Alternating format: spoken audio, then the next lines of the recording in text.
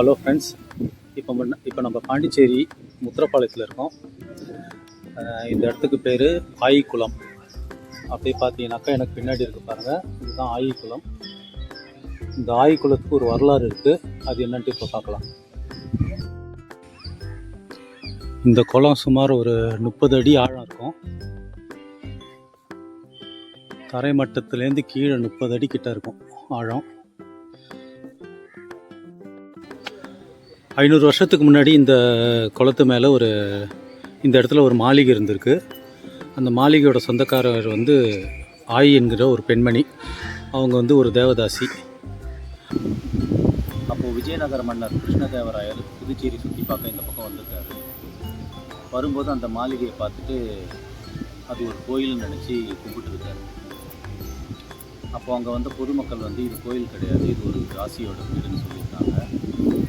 அதை கேட்ட கிருஷ்ணதேவராயர் கோபப்பட்டு இந்த மாளிகையை உடனே இடிக்க சொல்லி இந்த இடத்துல ஒரு குளம் வரணும், இந்த இடத்துல ஒரு குளம் வெட்ட சொல்லி உத்தரவிடுறாரு.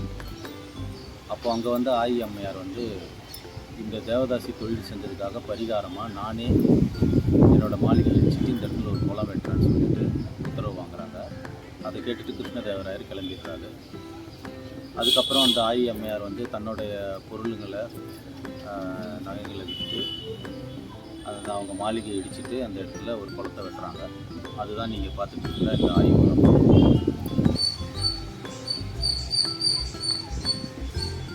அது என்ன சொல்லுது?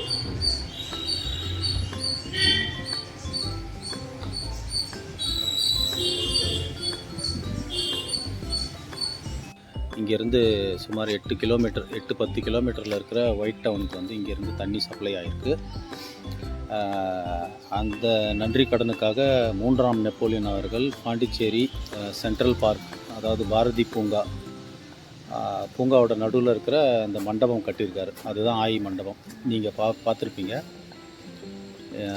அந்த ஆயி மண்டபத்தில் அந்த அம்மையாரோட சிலையும் வச்சுருப்பாங்க.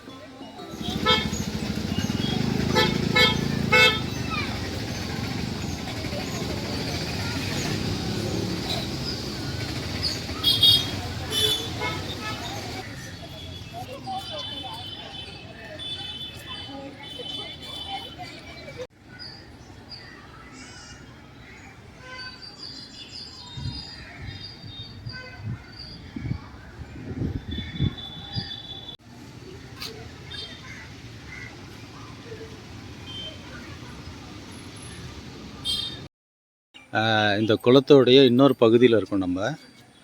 நான் இங்கே பார்க்கும்போது இந்த படிக்கட்டு ஒன்று இறங்குது இந்த குளத்துக்கு. எனக்கு தெரிஞ்சு அநேகமாக இந்த வழியாக தான்